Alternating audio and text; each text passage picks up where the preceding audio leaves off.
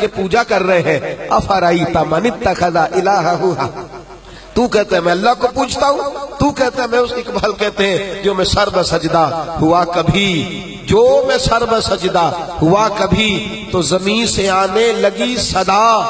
تیرا دل تو ہے صنم آشنا, تجھے کیا ملے گا نماز میں. تیرا دل تو ہے صنم آشنا, تجھے کیا ملے گا. اور اپنے من میں ڈوب کر پا جا سراغ زندگی. تو اگر میرا نہیں بنتا اور نہ بن اپنا تو بن, تو اگر میرا نہیں بنتا نہ بن اپنا تو بن. ہم اس بات, میرے رسول کریم صلی اللہ علیہ وسلم نے فرمایا, حضور فرماتے ہیں جو نفس کی خواہش کے پیچھے لگا نفس اسے تباہ کر دے گا, اندر کی خواہشیں اسے رسوا کر دے گا.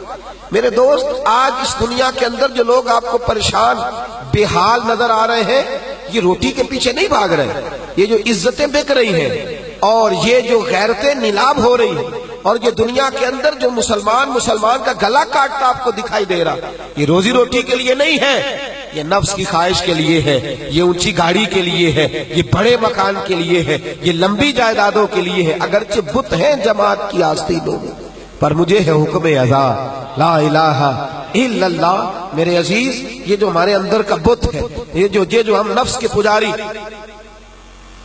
بت بن گئے, بت بن گئے. کہتے ہیں ایک صاحب مجھے کہنے لگے کہ میری مسجد کی کمیٹی کہتی ہے, میری مسجد کی کمیٹی کہتی ہے کہ تو کہیں اور جمعہ پڑھنے جائے گا تو تیرا جمعہ ہی نہیں ہوگا, یہاں رہنا ہے, یہاں اپنی مسجد میں. تو میں نے کہا کسی چیز کو بت نہ بناؤ, کسی چیز کو بت نہ بناؤ. یہ بتاؤ اگر یہاں سے وہاں جا کے نماز پڑھنا درست نہیں ہے تو بتاؤ مسجد نبوی میں نماز پڑھنا کیسے ٹھیک ہو جائے, بیت اللہ کے اندر جانا کیسے ٹھیک ہو جائے. یہ جو ہم نے اپنے وجود کے اندر ایک بت کھڑا کر لیا اور ہم ماننے کو تیار نہیں ہے. میری برادری کا معاملہ ہے, یہ میری ذات کا معاملہ ہے. یہ تو سید بھی ہو, مرزا بھی ہو, افغان بھی ہو, تم سبھی کچھ ہو, بتاؤ کہ مسلمان بھی ہو. تم سبھی کچھ ہو, بتاؤ کہ مسلمان بھی ہو. بت پال رکھے ہیں, نفس کی خواہش ہے اور بڑھتی چلی جا رہی ہے, بڑھتی. نفس کا پیالہ کبھی بھی سیر, یہ کبھی بھی فل, نفس کی خواہشات کبھی بھی تکمیل تک. ایک ہمارے دوست ہیں سعودی عرب میں 37 سال ہو گئے, کہنے لگے میرے ابا جی نے کہا تھا بیٹے, جب میں آیا تھا 80 کی دہائی میں, تو میرے ابا جی نے کہا تھا بیٹے جا 35-40 ہزار روپیہ لے آ اور کما کے لوٹ آنا. 35-40 ہزار کما کے لے آ, پھر یہاں کوئی کام کریں گے. کہنے لگے حضرت جی 40 ہزار روپیہ لینے آیا ہوں, 40 سال ہونے کو ہے. رکھا تو میرے رسول کریم صلی اللہ علیہ وسلم کے سامنے کھانا آیا. حضرت ابو بکر کہنے لگے اسماء بیٹے کیا ہوا تجھے, کیا بات ہے؟ تو کہا نہیں کچھ بھی نہیں ابا جی. دوسری دفعہ پاس میں بیٹے کیا بات ہے, یہ تو نے کیوں اس طرح سے چادر باندھ رکھا ہے چہرہ؟ آنکھوں میں ہلکے سے آنسو آئے. حضرت صدیق اکبر بیٹی کے آنسو نکلے تو تڑپ گئے. بیٹے خیر تو ہے نا, ساری خیر تو ہے؟ حضرت اسماء نے کہا حضور کچھ نہیں, کھانا کھائیے. نبی پاک نے کھانا لپیٹ دیا, فرمایا بیٹے بتاؤ کیا بات ہے؟ جناب اسماء کہنے لگے یا رسول اللہ ابو جہل آیا تھا, اس نے کہا بتا کدھر ہے؟ تو میں نے کہا مجھے پتا ہے پر میں بتا نہیں سکتی.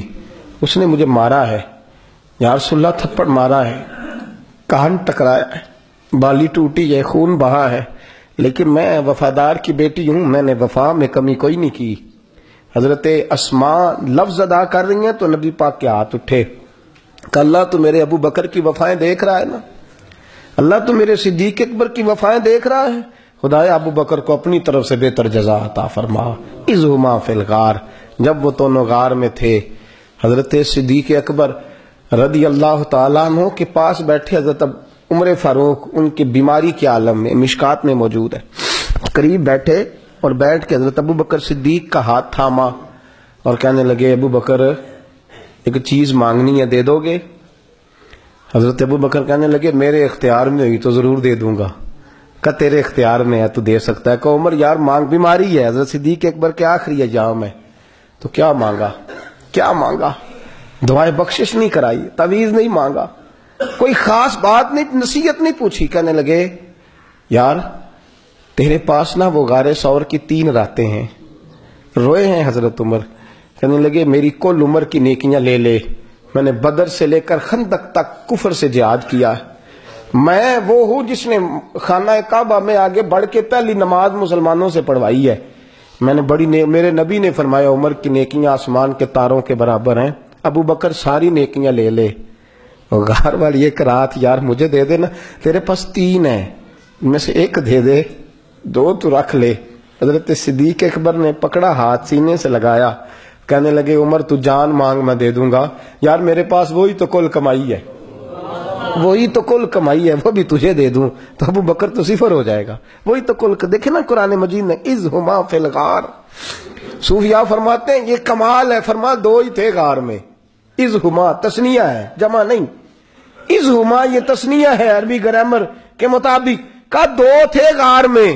اذ یقول لصاحبہ, مصطفیٰ نے کہا اپنے صحابی سے, لا تحزن, غم نہ کر, ان اللہ معنا, اللہ ہمارے ساتھ ہے. ابو بکر صدیق کی دوستی دیکھو مکے میں لگی اور غار ثور تک آئی. بدر سے لے کر فتح مکہ تک سیدنا صدیق